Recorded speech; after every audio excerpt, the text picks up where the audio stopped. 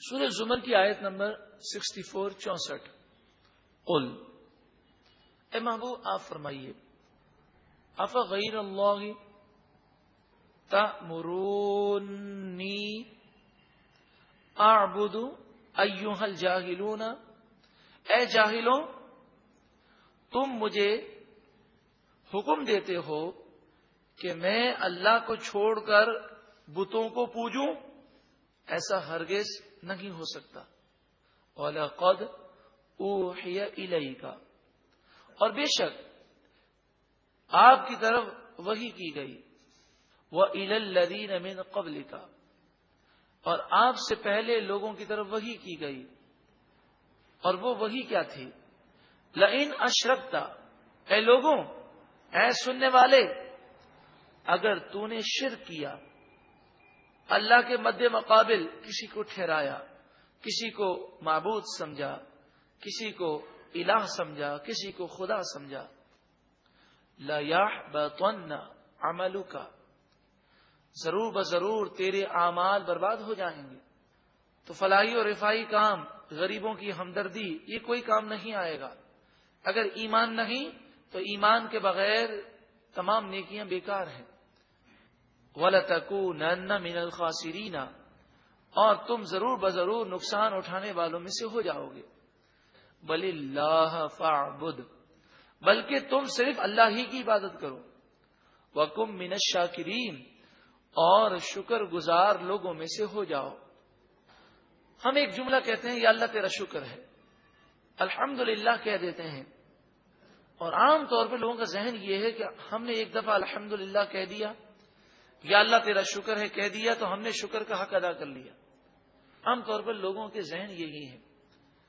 یہ بھی شکر ہے، لیکن شکر کی جو اصلیت ہے وہ قرآن و حدیث میں یہ ہے کہ جس رب نے نعمتیں دی ہیں اس کی بندہ فرما برداری کرے، یہ شکر کی جان ہے۔ جو احسان کر رہا ہے اسی کا کہنا نہ مانے تو نہ شکرا ہے۔ وما قدر اللہ حق قدرہ، ان کافروں نے اللہ کی قدر نہ جانی جیسا کہ جاننی چاہیے۔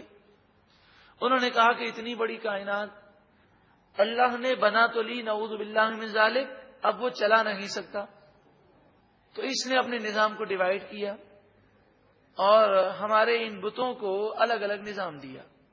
مسلمان یہ عقیدہ رکھتا ہے کہ اللہ تعالیٰ نے نظام دیا، فرشتوں کو دیا، اولیاء کو دیا، انبیاء کو دیا، اختیارات دیے، لیکن مسلمان کے عقیدے میں، مشرکوں کے عقیدوں میں جو بہت بڑا فرق ہے وہ یہ ہے کہ مسلمان یہ کہتے ہیں کہ اللہ تعالیٰ کسی کا محتاج نہیں ہے، اس نے فرشتوں کو جو نظام دیا ہے وہ اس کی مرضی مشیت ہے، وہ فرشتوں کا بھی محتاج نہیں۔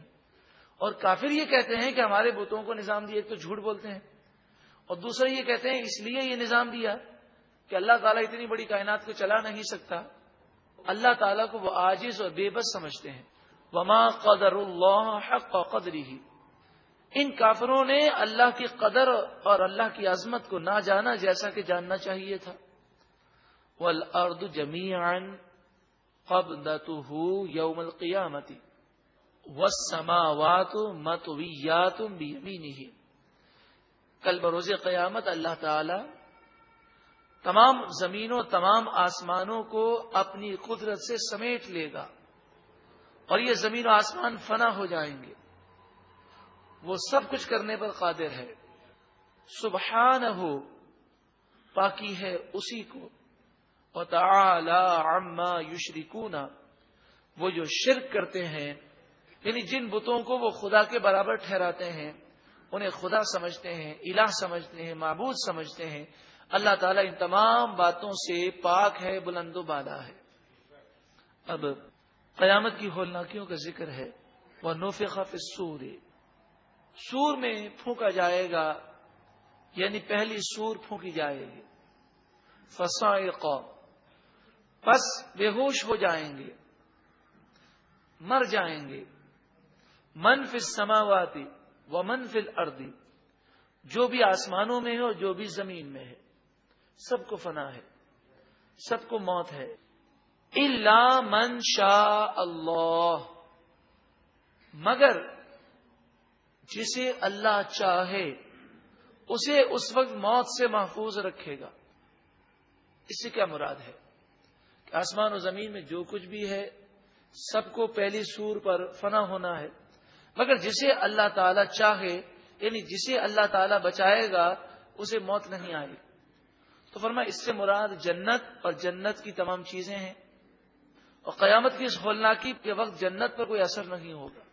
جنت اور جنت کی تمام چیزیں، جہنم اور جہنم کی تمام چیزیں۔ اسی طرح شہداء، اولیاء اور انبیاء کہ اللہ تبارک و تعالی نے کل نفس ذائقۃ الموت کے تحت انہیں ایک آن کے لیے موت دے دی، اب دوبارہ ان پر موت طاری نہیں ہوگی۔ فرمایا اس سے مراد یہ لوگ ہیں۔ ثم نفخ فیہ اخری، پھر دوسری مرتبہ سور پھونکی جائے گی۔ فَإِذَا هُمْ قِيَامٌ يَنظُرُونَ، پس اس وقت یہ سب کھڑے ہو جائیں گے اور قیامت کے منظر کو دیکھیں گے۔ اللہ تبارک و تعالی نئی زمین کو پیدا کرے گا۔ وہ زمین اب تانبے کی ہوگی، وہ زمین سورج کی روشنی میں چمک رہی ہوگی۔ جو سورج آگ برسا رہا ہوگا، شدید گرم ہوگا، بہت قریب ہوگا، تو وہ زمین اس آگ کو لے کر انگارہ بن گئی ہوگی، یعنی زمین اس سورج کی گرمی کی وجہ سے انگارہ بن کر چمک رہی ہوگی۔ وَأَشْرَقَتِ الْأَرْضُ بِنُورِ رَبِّهَا، اور زمین اپنے رب کے نور سے چمک رہی ہوگی۔ کافروں کے لیے یہ انگارہ ہوگی، ظالموں کے لیے انگارہ ہوگی، جس سے اللہ ناراض ہوگا اس کے لیے انگارہ ہوگی، اور مومنین جو اسی زمین پر ہوں گے، عرش الہی کے سائے تلے ہوں گے، اس کے لیے یہ زمین انگارہ نہیں ہوگی بلکہ نور رب کے حصول کا باعث ہوگی۔ وَوُضِعَ الْكِتَابُ، اور نامہ اعمال رکھے جائیں گے، اچھائی اور برائیاں سامنے ہوں گی۔ وَجِيءَ بِالنَّبِيِّينَ وَالشُّهَدَاءِ، نبیوں کو اور شہداء کو، نیک لوگوں کو لایا جائے گا گواہ بنا کر، وہ لوگوں کے اعمال پر گواہی دیں گے۔ وَقُضِيَ بَيْنَهُمْ بِالْحَقِّ، اور ان کے درمیان حق کے ساتھ فیصلہ کر دیا جائے گا۔ وَهُمْ لَا يُظْلَمُونَ، اور ان پر ظلم نہ کیا جائے گا۔ وَوُفِّيَتْ كُلُّ نَفْسٍ مَا عَمِلَتْ، ہر جان نے جو کام کیا ہوگا اسے اس کا پورا پورا بدلہ دیا جائے گا۔ آیت دل کو ہلا دینے والی ہے۔ اللہ تعالی ہمارے دلوں میں نرمی عطا فرمائے کہ جس جان نے جو کام کیا اس کا پورا پورا بدلہ اسے دیا جائے گا۔ وَهُوَ أَعْلَمُ بِمَا يَفْعَلُونَ، اور اللہ تعالی خوب جانتا ہے جو وہ کام کرتے تھے، ان کاموں کے مطابق، یہاں تک کہ فرمایا کہ ذرہ برابر نیکی کی ہوگی تو وہ بھی نظر آئے گی، اور ذرہ برابر برائی کی ہوگی تو وہ بھی نظر آئے گی۔ پھر کیا منظر ہوگا، اللہ اکبر، کہ فرشتے میدان قیامت میں پکڑ رہے ہوں گے مجرموں کو، اور مجرم ادھر ادھر چھپ رہے ہوں گے، بھاگ رہے ہوں گے۔ سورہ زمر کی آیت نمبر 64 64۔ قل، اے محبوب آپ فرمائیے، افغیر اللہ تأمرونی اعبد ایھا الجاہلون، اے جاہلوں تم مجھے حکم دیتے ہو کہ میں اللہ کو چھوڑ کر بتوں کو پوجوں۔